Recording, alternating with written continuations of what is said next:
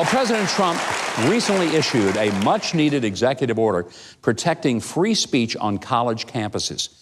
Donald Trump Jr. acknowledged how much my first guest had to do with that. I want you to welcome the founder and the executive director of Turning Point USA, Charlie Kirk.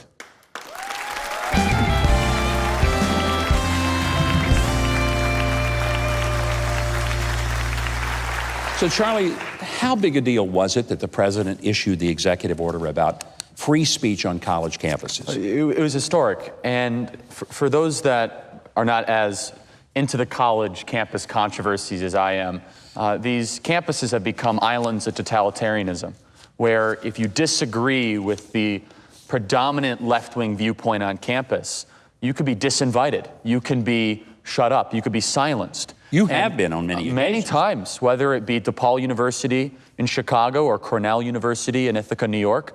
And what this executive order did is very simple. It's not a conservative or a liberal issue.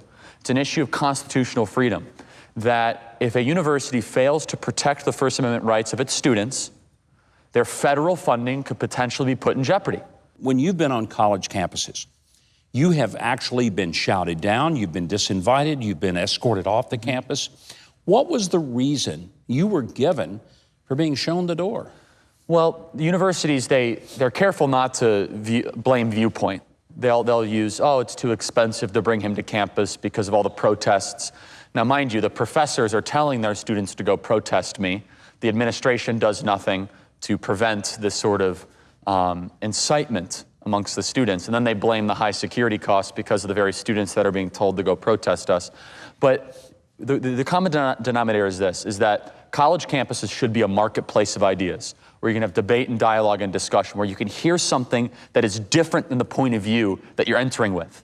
That college campuses are a place where students should leave more mature than when they enter. And right now, that's not the case. Students are actually isolated. They're sheltered away from any sort of opposition viewpoint. Their safe spaces, for example, are common on universities across college campuses. And you've had some brilliant commentary on this, Governor, where students, if they hear an opinion they might find objectionable, quite honestly, if they hear something they disagree with, they can retreat to a physical safe space where there's milk and cookies. It sounds like almost like a joke, but this is something that our college campuses are pushing. The colleges should be about career preparation and getting students hardened for the real world, not sheltering them from differing opinions. When Turning Point USA started back in 2012, I mean, it was just a dream you had. Now you and Candace Owens and others in Turning Point, you have chapters all over America. Explain to us the vision of Turning Point. What is it that you guys are doing on campuses to give people a sense of their freedom and their constitutional rights? Well, thank you for the kind words. I started this when I was 18 years old with no connections, no money, and no idea what I was doing. But only in America could a kid with no money, no connections, and no idea what he was doing risk it all, not even go to college, be an entrepreneur at heart, with a vision and hard work and succeed. Only in America is that possible.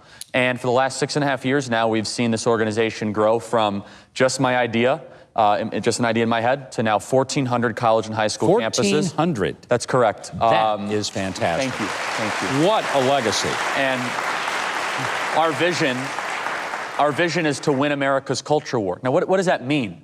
Well, it's to answer the really big questions. What kind of country are we going to be? Are we going to be a country that embraces the Latin phrase e pluribus unum, which means out of many one, which your beautiful monologue touched on? Or are we going to be a country that is divide and conquer, which is what the American left is really striving for? Are we going to be a country of victims or victors? Are we going to be a country that is thankful that we live here, or a country that we're angry that we live here? These are the fundamental questions that will determine the current culture conversation that we're in. We call it a culture war, obviously a metaphorical culture war. And right now you have an entire political party, an entire sector of the American cultural conversation that wants to make us centered on victims, divide and conquer, and angry that they live in America. So what are the key things that you're trying to say to these students? 3 really big things. America's the greatest country ever to exist in the history of the world. The Constitution's, thank you. Can't argue with that. The second thing is the Constitution's the greatest political document ever written. And the third thing, and the third thing is that free enterprise capitalism is the most moral, proven, and effective economic system ever discovered. These are the 3 big things that we bring to campuses. I'll tell you, these are not political issues, Governor. we have been given a gift by God to live in this country.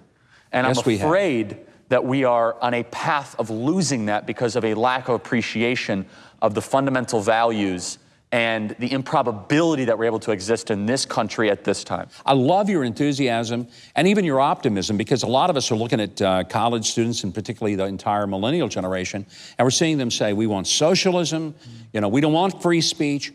But you're giving me a little bit of hope, Charlie, that once they understand what the options are, they're not averse to taking the right path. Not at all. And the importance of our fight is so critical right now, because whatever happens on campus today will happen in Congress tomorrow. The radicals that might give you unease that you see in Congress, they were trained on college campuses, and that's where they got these negative ideas. And so the culture battle that we're fighting today is going to have both short and long-term ramifications. My thanks to Charlie Kirk for helping just fight the battle for free speech against mobs and the thought police on America's campuses.